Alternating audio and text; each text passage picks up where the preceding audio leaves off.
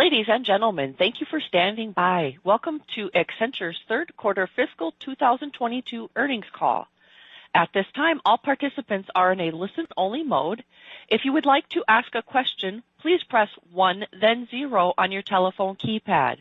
You will hear acknowledgement that your line has been placed in queue. You may remove yourself from the queue by repeating the 1-0 command. As a reminder, this conference is being recorded. I would now like to turn the conference over to Angie Park, Managing Director, Head of Investor Relations. Please go ahead. Thank you, operator, and thanks everyone for joining us today on our third quarter fiscal 2022 earnings announcement.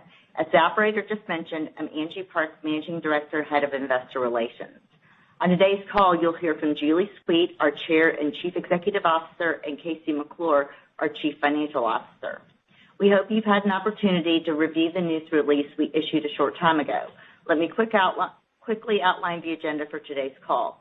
Julie will begin with an overview of our results. Casey will take you through the financial details, including the income statement and balance sheet, along with some key operational metrics for the third quarter. Julie will then provide a brief update on our market positioning before Casey provides our business outlook for the fourth quarter and full fiscal year 2022. We will then take your questions before Julie provides a wrap-up at the end of the call. Some of the matters we'll discuss on this call, including our business outlook, are forward-looking and as such are subject to known and unknown risks and uncertainties, including but not limited to those factors set forth in today's news release and discussed in our annual report on Form 10-K and quarterly reports on Form 10-Q and other SEC filings. These risks and uncertainties could cause actual results to differ materially from those expressed in this call. During our call today, we will reference certain non-GAAP financial measures which we believe provide useful information for investors. We include reconciliations of non-GAAP financial measures where appropriate to GAAP in the news release or in the investor relations section of our website at accenture.com. As always, Accenture assumes no obligation to update the information presented on this conference call. Now, let me turn the call over to Julie. Thank you, Angie, and thank you everyone for joining. And thank you to our 710,000 people around the globe for their extraordinary work and commitment to our clients, which resulted in delivering another very strong quarter of financial results and creating significant 360-degree value beyond our financials for all our stakeholders. Here are a few highlights of the 360-degree value we created this quarter. Starting with our people, we continued to invest in their skills, and they completed 10.6 million training hours, which averages to 16 hours per person this quarter. We are incredibly pleased to be recognized as a top 10 Great Place to Work for 2022 in countries representing 76% of our people: Argentina, Brazil, France, India, Japan, Mexico, the Philippines, UK, and the United States. Specifically on the U.S. list, we are particularly proud that Accenture jumped 38 spots in 1 year to rank number 6. Overall, this is the 14th consecutive year that Accenture has been recognized by Great Place to Work. Also of particular note, in India, not only were we ranked number 10 by Great Place to Work, Business Today recognized Accenture in India as number 4 of the best companies to work for, marking our 11th consecutive year on the list. All these recognitions reflect a tangible demonstration of our commitment to our people. The strong demand for our people and services and trust from our clients are once again seen in our strong bookings of $17 billion, which represents 15% growth in local currency. Compressed transformation continues with another 18 clients with bookings over $100 million, bringing the total year-to-date to 74, which is 20 more than the same time last year. We had revenue growth of 27% in local currency, continuing to take significant market share, growing nearly 3 times the market while delivering margin expansion of 10 basis points. Our ongoing investment in our communities was reflected this quarter in how we are leveraging our expertise in digital learning and collaboration, partnering with UNICEF's Generation Unlimited on the new Passport to Earning platform program to equip 10 million young people ages 15 to 24 with digital skills across 10 countries to prepare them for work. This program went live this quarter in India, the first and largest country of the 10. As always, we are staying close to our clients and our ecosystem partners to help them succeed today and to anticipate the needs of the future. and our very strong financial results this quarter reinforce the trust our clients and partners have in our ability to do so. Over to you, KC. Thank you, Julie, and thanks to all of you for taking the time to join us on today's call. We delivered very strong overall results in the third quarter, reflecting very strong double-digit revenue growth across all dimensions of our business, as well as continued operating margin expansion as we continue to invest at scale in our business and our people. We continue to lead the industry with these results, demonstrating the relevance of our services and our trusted client and ecosystem partnerships. We continue to deliver on our shareholder value proposition, including both our financial results and creating 360-degree value for all our stakeholders. Let me summarize a few of the highlights of the quarter across our three financial imperatives. Revenues grew 27% in local currency and were above the top end of our guided range, driven once again by broad-based over-delivery across all markets, services, and industries, with all 13 industries growing double digits.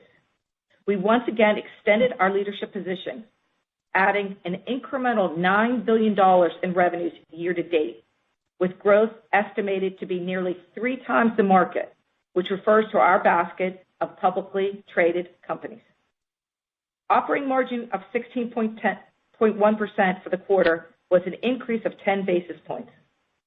We continue to drive margin expansion while making significant investments in our people and our business. We delivered EPS of $2.79, which represents 16% growth over fiscal 21 results and includes 15 cents or 6% negative impact related to the disposition of our business in Russia. Finally, we delivered free cash flow of $2.9 billion and returned $1.6 billion to shareholders through repurchases and dividends. We have made investments of $2.2 billion in acquisitions, primarily attributed to 27 transactions year to date. And we now expect to invest about $2.5 billion in acquisitions this year, with another $1 billion that we expect to close in Q1, given required regulatory approvals. With that, let me turn to some of the details. New bookings were $17 billion for the quarter, and overall book-to-bill of 1.0. Consulting bookings were $9.1 billion, with a book-to-bill of 1. Outsourcing bookings were $7.8 billion, with a book-to-bill of 1.1. We were very pleased with our bookings this quarter, which represent our second highest ever, and were aligned to our expectations. Our bookings reflect 15% growth in local currency and 18 clients with bookings over $100 million. Looking forward, we continue to have a strong pipeline. Turning now to revenues. Revenues for the quarter were $16.2 billion, a 22% increase in U.S. dollars and 27% local currency, reflecting a foreign exchange headwind of 5% compared to the 4% headwind provided in our business outlook last quarter. Adjusting for the actual foreign exchange impact, we were $160 million above our guided range. Consulting revenues for the quarter were $9 billion, up 24% in U.S. dollars and 30% in local currency. Outsourcing revenues were $7.1 billion, up 19% in U.S. dollars and 23% in local currency. Taking a closer look at our service dimensions, strategy and consulting and technology services both grew very strong double digits, and operations grew strong double digits. Turning to our geographic markets. In North America, revenue growth was 23% local currency, driven by double-digit growth in consumer goods, retail and travel services, public service, software and platforms, and communications and media. In Europe, revenues grew 30% local currency, led by double-digit growth in industrial, consumer goods, retail and travel services, and banking and capital markets. Looking closer at the countries, Europe was driven by double-digit growth in Germany, the UK, France, and Italy. In growth markets, we delivered 30% revenue growth in local currency, driven by double-digit growth in consumer goods, retail and travel services, banking and capital markets, and public service. From a country perspective, growth markets was led by double-digit growth in Japan and Australia. Moving down the income statement, gross margin for the quarter was 32.9%, compared with 33.2% for the same period last year. Sales and marketing expense for the quarter was 10.3%, compared with 10.6% for the third quarter last year. General administrative expense was 6.5%, compared to 6.6% for the same quarter last year. Operating income was $2.6 billion in the third quarter, reflecting a 16.1% operating margin, up 10 basis points compared with Q3 last year. Our effective tax rate for the quarter was 27.1%, compared with an effective tax rate of 25% for the third quarter last year. Diluted earnings per share were $2.79, including a 15-cent or 6% negative impact related to the disposition of our business in Russia, compared with diluted EPS of $2.40 in the third quarter last year. Days service outstanding were 44 days, compared to 41 days last quarter and 36 days in the third quarter of last year. Free cash flow for the quarter was $2.9 billion, resulting from cash generated by operating activities of $3.1 billion, net of property and equipment additions of $195 million. Our cash balance at May 31st was $6.7 billion, compared with $8.2 billion at August 31st. With regards to our ongoing objective to return cash to shareholders, in the third quarter, we repurchased or redeemed 3.1 million shares for $972 million at an average price of $313.43 per share. As of May 31st, we had approximately $3.7 billion of share repurchase authority remaining. Also in May, we paid a quarterly cash dividend of 97 cents per share for a total of $614 million. This represents a 10% increase over last year. And our board of directors declared a quarterly cash dividend of 97 cents per share to be paid on August 15th, a 10% increase over last year. Finally, turning to the 360-degree value we are creating for all our stakeholders. We were very pleased to be ranked number 13 on 3BL Media's 100 Best Corporate Citizens in the United States report, which recognizes outstanding ESG transparency and performance against the Russell 1000, which are the largest companies in the U.S. equity market. For more information on the 360-degree value we are creating, go to Accenture's 360-degree value reporting experience, which reflects new information each quarter. So in summary, we are extremely pleased with our results to date and are now very focused on Q4 and closing out another very strong year. Now let me turn it back to Julie. Thank you, Casey. As we shared at our recent Investor and Analyst Day, we believe there are 5 forces that our clients must harness over the next decade that in turn will drive our growth: total enterprise reinvention, talent, sustainability, the metaverse continuum, and the ongoing tech revolution. Today, we continue to see strong demand across our markets, services, and industries, which is being driven primarily by 2 of these 5 forces: total enterprise reinvention, which involves transformation of every part of every business, leveraging technology with new ways of working and engaging with customers and employees and new opportunities for growth, and talent, which requires every business to be able to access talent, be a talent creator, not just a talent consumer, and to unlock the potential of their people. Compressed transformation continues, with our clients seeking to execute bold programs in accelerated time frames, often spanning multiple parts of the enterprise at the same time, when in the past they may have taken a more sequential approach. This desire for speed with strong execution is driving our growth as clients partner with us because of the breadth and depth of our capabilities, the insights that come from our scale, global footprint, and our deep functional, industry, and cross-industry expertise. And they partner with us because they trust us and because we are trusted partners with the technology ecosystem, which are also critical to our clients' transformations. While the current macroeconomic environment affects industries and markets differently, the common theme across our clients is that all strategies, whether for growth, cost, or resilience, lead to technology, particularly cloud, data, and AI, and our clients turn to us to be able to effectively use technology to achieve their goals. Let me bring this demand environment to life. We help our clients execute total enterprise reinvention by helping them build their digital core, optimize operations, and accelerate growth. Cloud, data, and AI are fundamental to a strong digital core.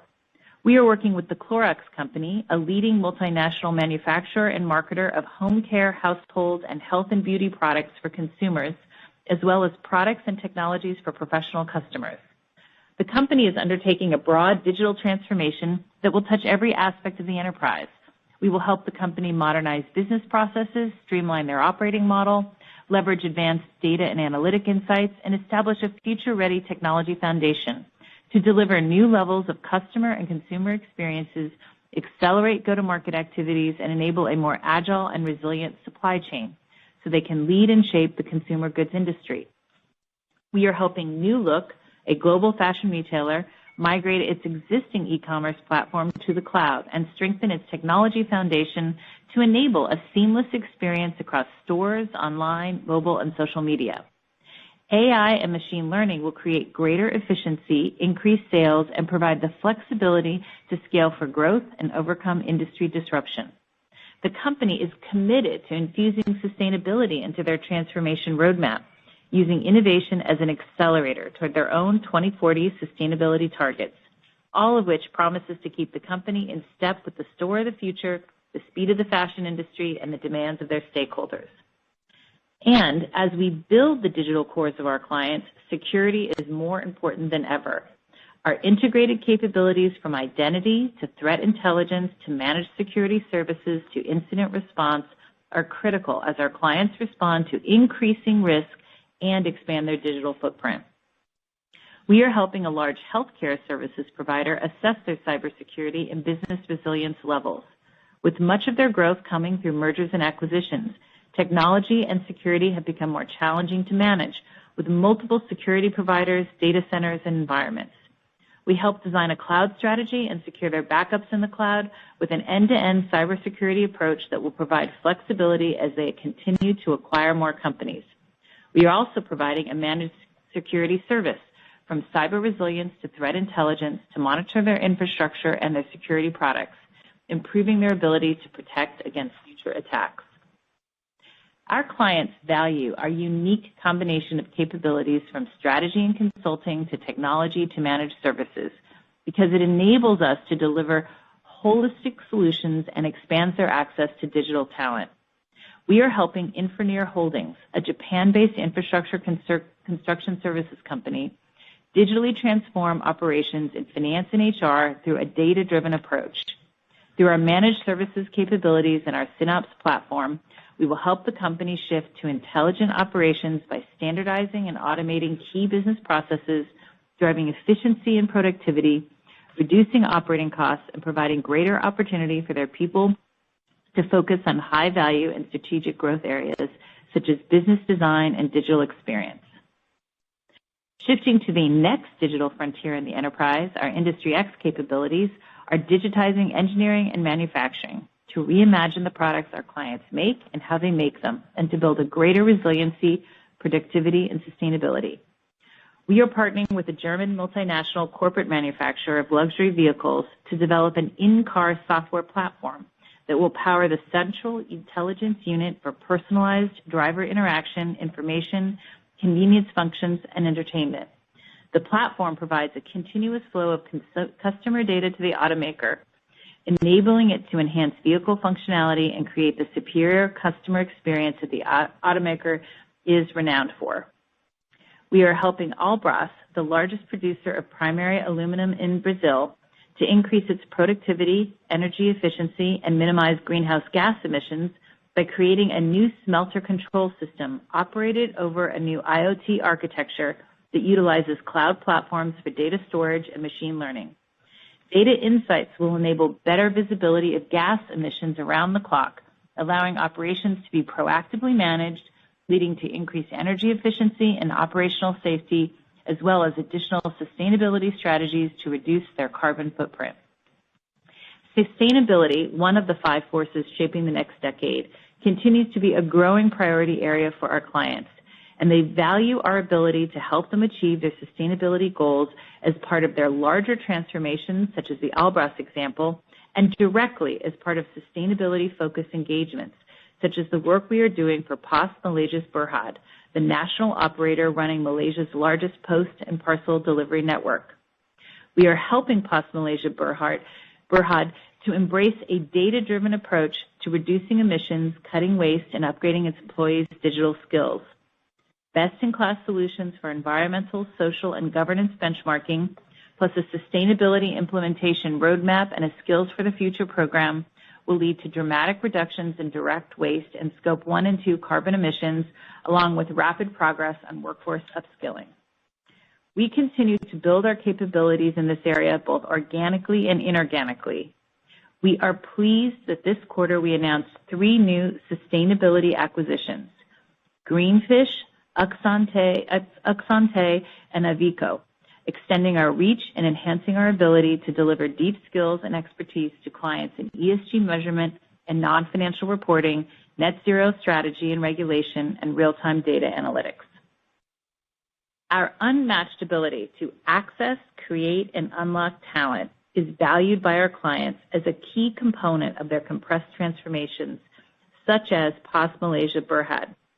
In other cases, we help provide our clients access to talent through our managed services, and we help them become talent creators by having their shared services groups join Accenture, where they can benefit from our ability to transform, upskill, and provide new career pathways.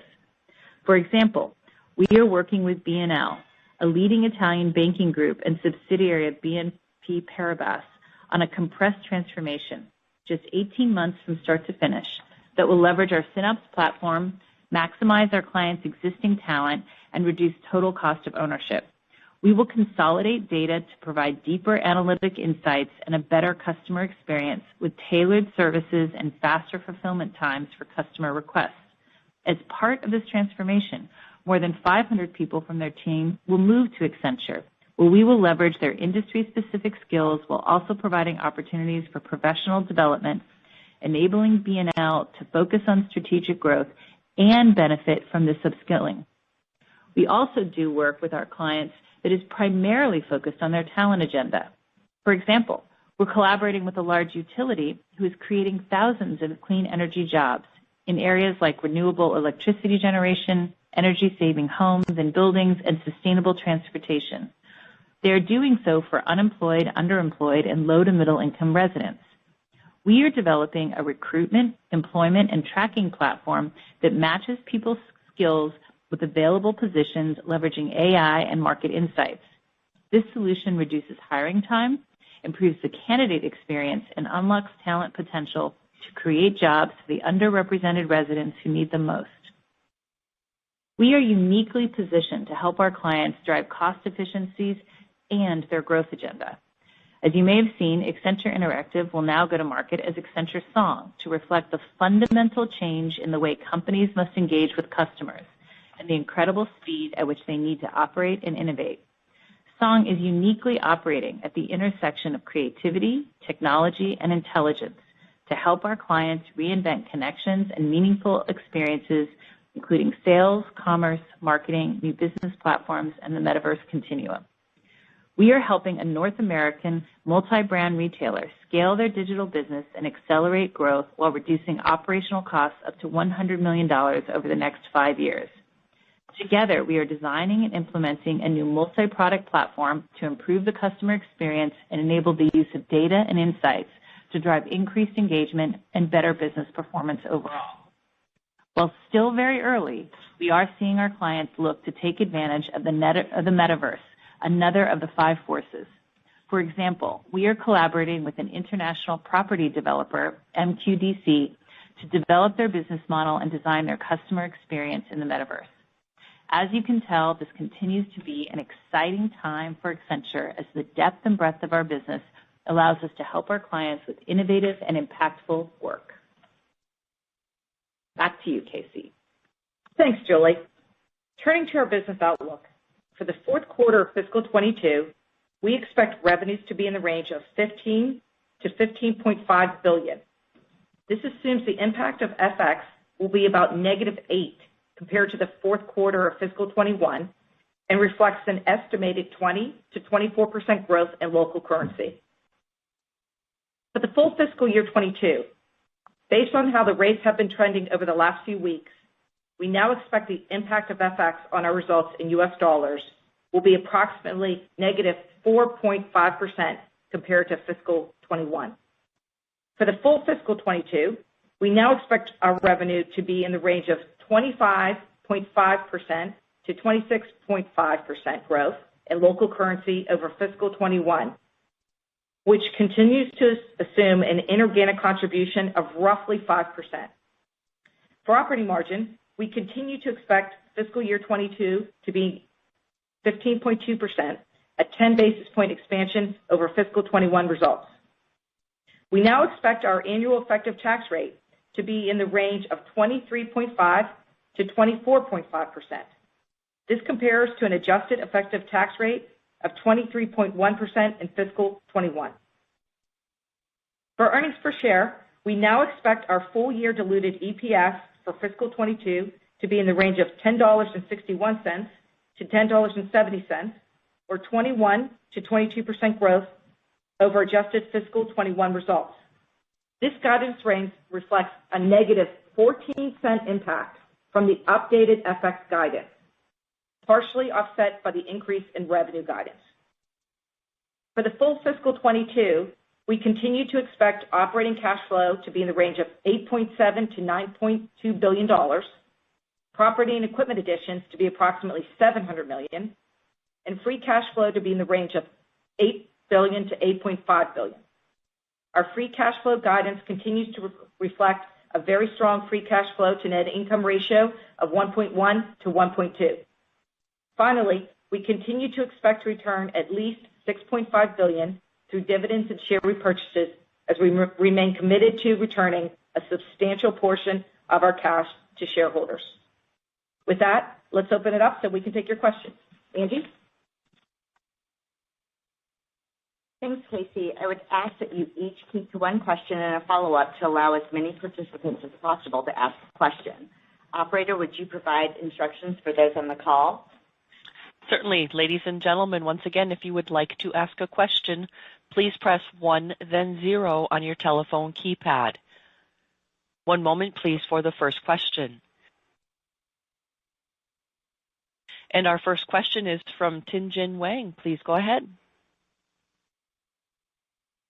Thank you so much. Good morning. Really good results here. I wanted to ask on bookings, which came in line with your expectations. And the book-to-bill in the quarter looked like more like pre-pandemic levels on tough comps. So, Casey, I heard the strong pipeline comment. Just wondering, can we expect book-to-bill above 1.0, but maybe below the 1.1 or higher that we saw during the pandemic? Just trying to better understand how the pace of bookings might be changing here beyond the comps. Yeah, thanks, Tien-Tsin. So let me just start with anchoring to what we saw this quarter in bookings and our pipeline, and I'll talk then a little bit about what we expect for Q4.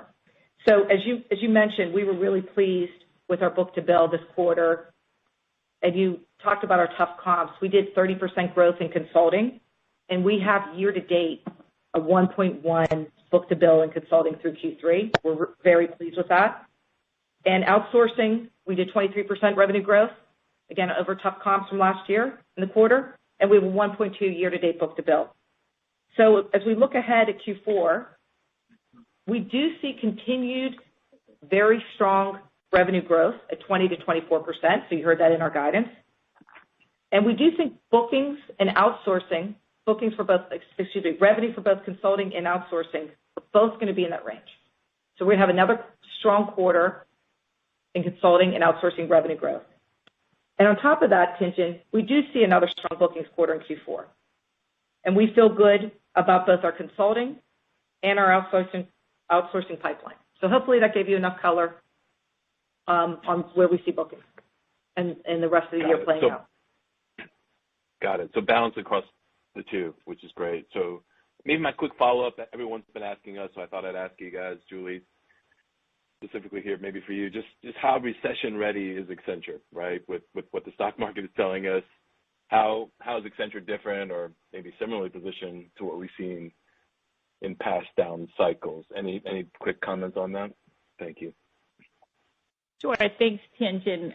So we don't predict the macroeconomic. So what we do is really focus on what has helped us be successful. And obviously, every financial, situation is going to be different. The pandemic, we don't know how this is going to be versus, what was happening a decade ago. And so let me just focus on why we are in a strong position. And that is, first of all, what's driving today is total enterprise reinvention. And so that means companies are trying to transform using tech, data, and AI around the enterprise. And we've been investing for a decade to be in the position that we're relevant to the enterprise. And so we can do everything, as you saw, in our examples, from, HR and finance to, manufacturing, right, to in the insurance industry, underwriting and claims, right? So, and it's really the entire enterprise that we're relevant to, and that'll gives us a huge power to help our clients. And you see that's happening right now. With the inflationary environment, you've got consumer goods companies focused very much on costs as well as growth. And we're able to, help them do both, right? And on the other hand, you've got, say, the energy companies that have had a really rough cycle who now have the ability to invest more, continuing on their cost discipline, but trying to also drive their, transition to clean energy, right, and to advance their digitization. And so our diversity in both what we can do and our diversity in industries is extraordinarily helpful. And then as you think about why we're a leader today, I just want to sort of make sure people understand the power of the fact that we can do everything from strategy to consulting to managed services. So if you just take a consumer goods company, one of the biggest areas of spend is in marketing. We have amazing strategists at Accenture, right? It's a huge group. It's really, really relevant.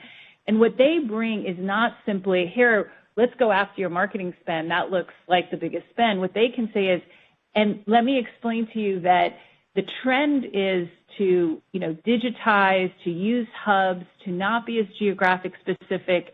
And let me show you where we've actually executed that and are managing that service for some of the leading companies. That's what our strategists can uniquely bring. And we can talk to our clients and say, and we can either help you build the capability or we can do it on your behalf because we can access the talent, we can move you more quickly. And so as we think about why are we strong, today, and how do we deliver on our enduring shareholder value proposition of growing faster than the market, delivering margin expansion, returning to shareholders, and delivering 360-degree value, it's really based on this unique set of capabilities, these very strong trusted relationships, and then, of course, all of this underpinned by technology where we're a powerhouse and we are the leading partner of the largest and, technology companies in the world. Yep. That's great. Thank you for your comments. Thanks.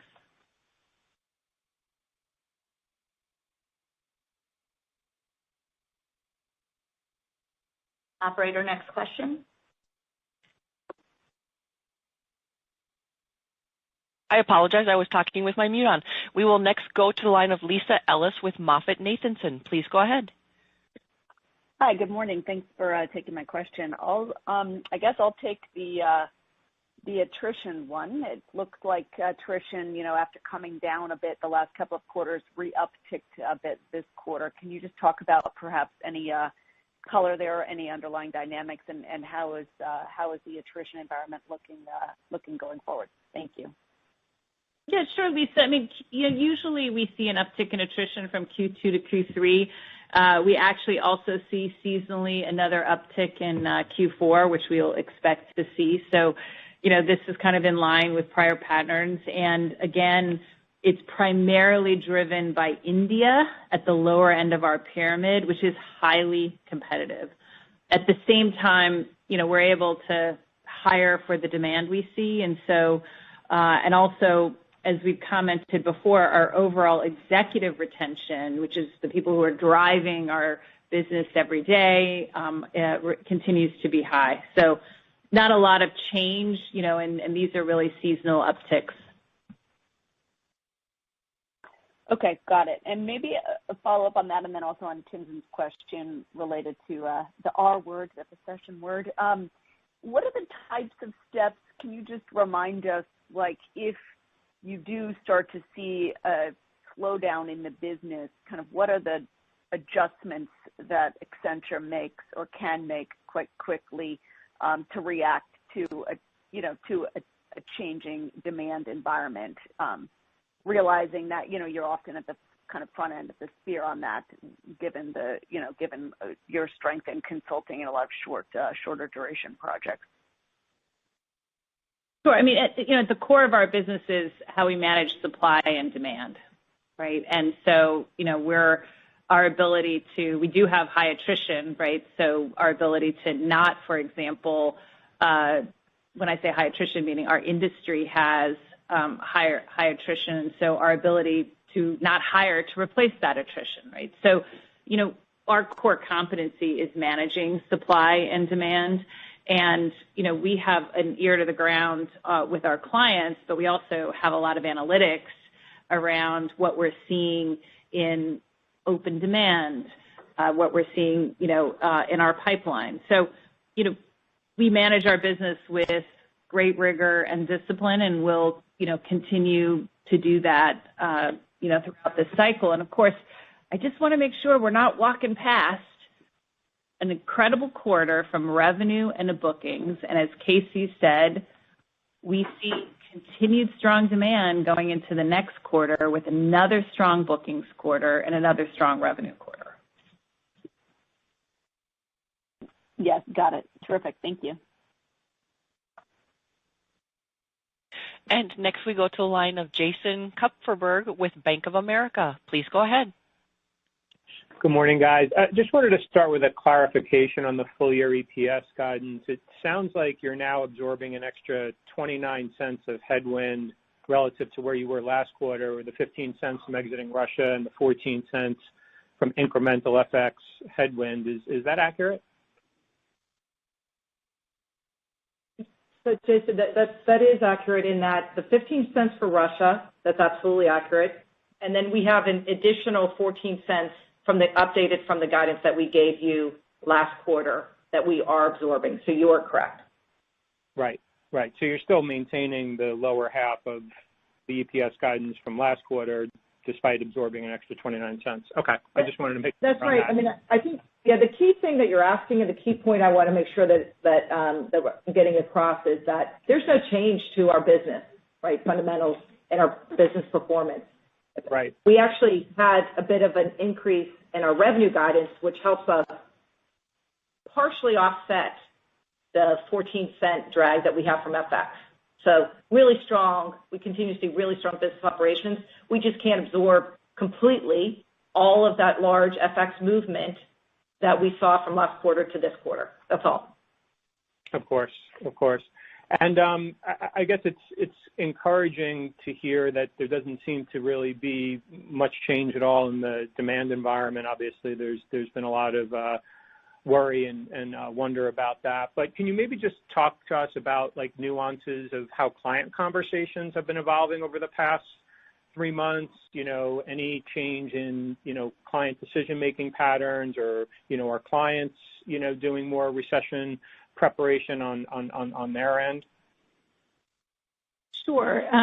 So first of all, as always, we call it like we see it. So today we see strong demand, and we're not seeing a change in decision making.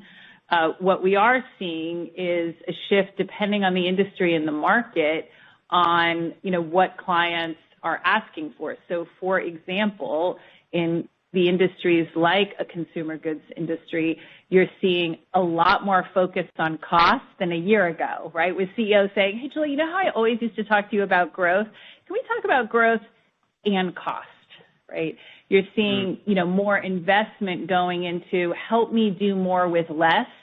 And, at the core of that is cloud, data, AI.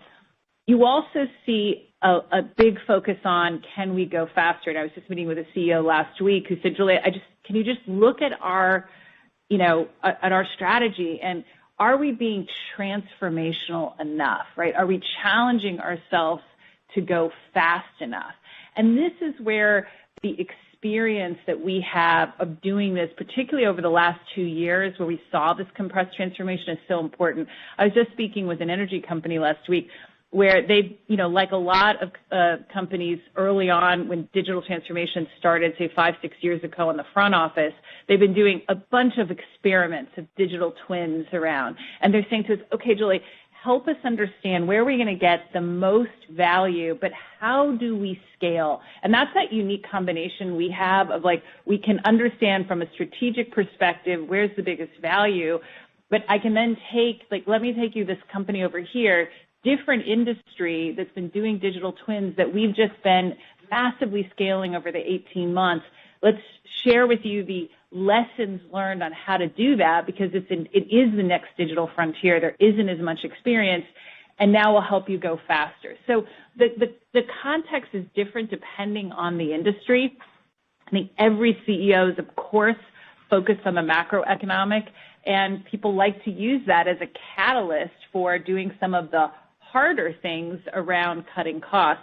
And what we do as Accenture, because we can help on all aspects of that, we also can embed, in a growth conversation. You saw the example we used, the big retailer in earnings, where we're helping them grow and we're taking out $100 million in cost at the same time, right? And that's what makes us so unique, and that's why we will just continue to stay very focused.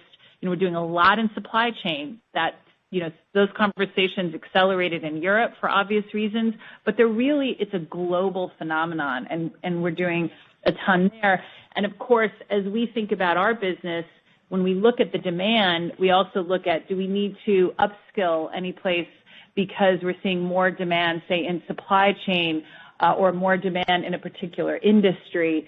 And that's where the agility of our learning, as you may recall, in the first 6 months after the pandemic, we upskilled 100,000 people to shift to cloud and collaboration technology. So that's how we stay very close, and then we, use these other tools we have, like our ability to upskill, to make sure that we are responding to what our clients need. Great color. Thanks for the comments. And our next question is from Ashwin Shirvaikar. Please go ahead. Thank you. Good quarter, folks. Demand trend still seems strong. I appreciate the qualitative remark on the revenue focus versus cost focus. We already saw a tick down here in the % of revenues from consulting as well. And I guess the question is around whether you believe that consulting outsourcing balance might maybe get back down to 50-50 if you anticipate an air pocket down the road, because outsourcing work just tends to have longer ramps. Could you kind of talk through that? Yeah, sure, Ashwin, happy to. And so just in terms of, I'll start with the last part first.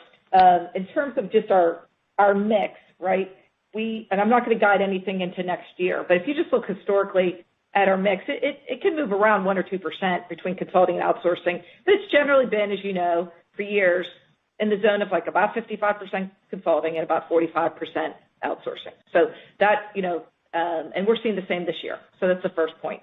And then in terms of consulting, we are really pleased with our performance to date. And as you know, when I gave guidance for consulting for Q4, but just a reminder, that our book-to-bill is really strong for the year in consulting. And anything, as you know, over 1 or around 1 book-to-bill in consulting, we consider strong. And we also look at it over trailing 4 quarters, right? So, but I will give guidance for you in September for next year, and that's where we can give you some sense of what the outsourcing and consulting type of work will be next year. But But no, you can look at our patterns and see it's about 55-45. Got it. No, thank you for that. And I guess the follow-up is on M&A. I think you might have mentioned in a past quarter that your M&A spend target this year was closer to $4 billion. It looks like you might not get there. Any color around, valuations easing, what's sort of going on with regards to sort of the strategic approach to M&A? Are you now looking, is that also changing given the revenue versus cost focus, or is that just a longer-term view? Thoughts around that would be great. Yeah, I'll let Julie talk about the strategy, but just to recap what I did say, you're right. We had previously said we thought it would be about $4 billion. We now think we've done $2.2 billion to date, 27 transactions year to date. We now think it'll be about $2.5 billion. And that's because there's about $1 billion, Ashwin, that is going to go into next year because of required regulatory approvals. So that really is the biggest difference between the 2.5 and the $4 billion that we talked about. Yeah, and from a strategic point of view, we continue to believe that the mergers and acquisition, V&A as we call it, is critical to the way we grow. And there's three big reasons, right? The first is we will do it for scale. So you saw us do a lot of cloud acquisitions, for example, because we wanted to capture the momentum in the market and to build scale in countries, like we did a big one in France, for example, where we didn't have the scale and we had a lot of market momentum. The second reason we do it is to move into adjacencies. So you saw us build Accenture Songmen Interactive over years. We've used that very effectively with Industry X. So you saw the Umlaut big acquisition last year, for example, and that continues. And you're starting to see that now in sustainability. We just announced 3 acquisitions. So where we're really, going into new areas with new skills and capabilities. And then third, we're always looking to, sort of continue to add in our industry and functional expertise. And that strategy has served us well, and we continue to believe that that's an important part of our growth going forward. Thank you. Keep up the good work. Thank you. Our next question is from Bryan Keane with Deutsche Bank. Please go ahead. Hi, guys. Good morning, and congrats on the results. Wanted to specifically ask about Europe. Continues to show robust growth, 30% growth, and I think, Casey, you called out Germany, France, UK, Italy. So, lots of concern about the unfortunate situation in war in Ukraine. Is there anything that you guys are seeing that could be in the go forward, impacting Europe? Because right now we're not seeing any weakness in those results. Yeah, we're not seeing any weakness in those results, and so we continue to really stay close to our clients. There's, as I talked a little bit about earlier, there's a shift in focus in many of the more impacted industries and across the board around things like energy efficiency, right? And so our strength in, for example, manufacturing and sustainability is helping us drive, conversations and helping our clients get more energy efficient for obvious reasons, given the background in Europe. Supply chain, lots going on in supply chain. As you think about, what we're doing there, we're doing everything from, helping them have greater insights. So we're working with a food retailer, for example, to understand how they can anticipate disruptions better and earlier using data and analytics. So, supply chain's a big topic, and then, cost, because everyone's anticipating at least a continuation of the inflationary environment that we're seeing globally, and so cost becomes a big focus. So it's today, again, all roads lead to not just technology, data, and AI, but how do you use it to transform the business, which is our sweet spot, right? That is what we do. We partner with the technology companies and our clients to help them use these technologies to get results, and that's what we're doing today, and that's the environment that we're seeing our clients need. Got it. No, that's helpful. And then maybe just as a quick follow-up, Casey, any thoughts on the latest on pricing and Accenture's ability to maintain or even get pricing increases in some different areas where the demand is strongest. Thanks so much, and congrats again. Thanks. Yes. So we were pleased that we did see, again, improvement, Brian, in our pricing. And again, reminder that pricing, when we talk about pricing, it's the margin on the work that we sold. And, we really need to continue to focus on that, which is what we are doing to offset what we're continuing to see in wage inflation in our business, which, as we all know, is in all industries and really is across the globe. So we are seeing some improvement coming from pricing in our P&L, so I'm pleased with that. And at the same time, as you would expect, we're changing the mix of people on our contracts and also using technology to help offset the impact of wage increases. So again, very focused on pricing. That's the biggest lever that we have. But all of these improvements together are still lagging the compensation increases. But we're still very, very focused on it. Thank you. Great. And our next question is from Bryan Bergin with Cowen. Please go ahead. Hi, good morning. Thank you. Follow up here on bookings. Any changes in bookings profiles as it relates to contract duration?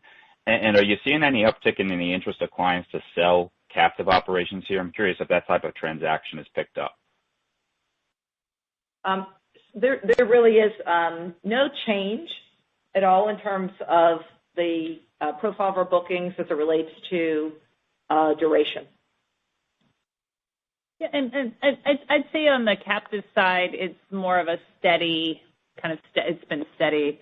I don't think I'd say ticked up or not ticked up. It's been steady for the last couple of years.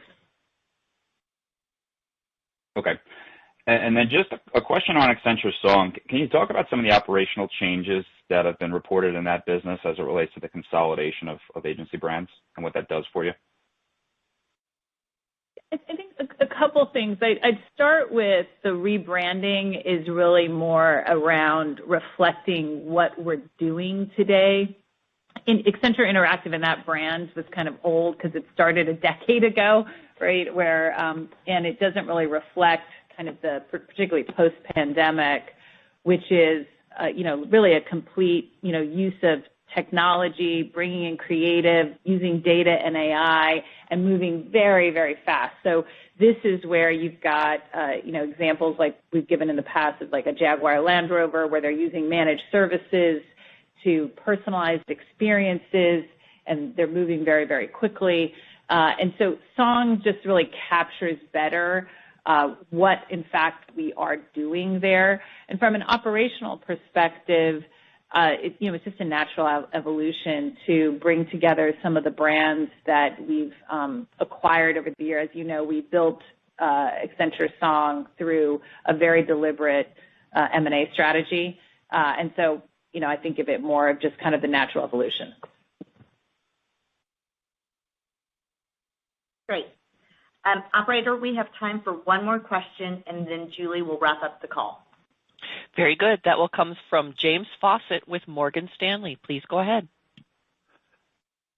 Great. Thank you very much, and thanks for all the details this morning. I wanted to ask a couple more nuanced questions around Accenture's operations right now. And first, starting with the bench, how would you characterize your bench right now? Are there pockets of resources that are underutilized versus overutilized? And how much of an operational impact could that be having right now, if any? Yeah, James, thanks for the question. I will just maybe just focus on the key metrics that we look at and we report every quarter as it talks about our people and the usage of our people as clients. We're at 91%, which is really in the zone of utilization that we like to be in. We're running a little bit hot throughout the past, year and a half since the pandemic, and we're at 91. So that's a very healthy range that we're good with. Got it. And then a lot of the conversation this morning obviously is focused on macro and demand, et cetera. But Are there any industry groups and/or service dimensions that you're expecting to accelerate versus decelerate, especially as the customers seem to be at least modifying a little bit the conversations they're having to focus a little more on cost versus growth, et cetera? Are there key parts of that, those different industries and segments that could see changes as a result? Maybe I'll just anchor to what we saw this quarter, and I can hand it over to Julie to give a little bit of color on that. But we did see all 13 industries this quarter have double-digit revenue growth, right? And when we talked about bookings, we had strength across all of our markets, services, and industries. Yeah, and I would just add that I remember an industry isn't a monolith, right? So you had, coming out of the pandemic, in almost every industry, you had some percentage, we've talked about this, who went really fast. Now you've got others who are saying, wait a minute, we're seeing the impact of some of the leaders move faster on their digital transformations. And so, for example, those who moved early to the cloud, we're now talking about the next phase of how do you utilize the cloud to drive new things. Remember our little formula, cloud is the foundation, data is the driver, and AI is the differentiator.